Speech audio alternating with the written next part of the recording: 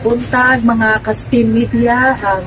Dako kay na akong pasalamat nga kauban nato karon si Sir James Caballes from Santa Ana Police Station, and dako kada tong pasalamat tungod kay naa sila karon dinhi nagpahulay sa atoa dapit dinhi sa May Ar Castillo. O dako kay namong pasalamat nga naghatag sila sa ilahang mga panahon nga sa kabisi karon sa kadalanan, naa gihapon sila nagpadayon despite sa kainit, despite sa grabe kaayong traffic karon sa dalan. Pero Sir James, ang sa imong maingon, sir?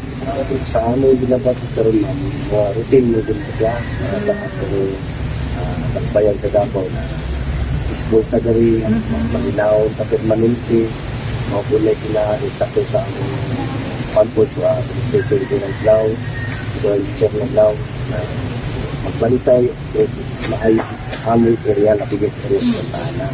So na every now and then na checkpoint, sa gabi, may patrolling. So lagi na may routine na mga trabaho sa Panatila.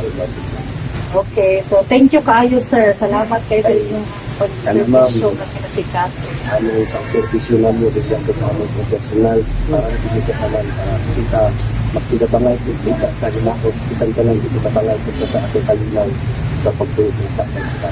Okay, so mga ka-Spin, again, thank you kaayo Santa Ana.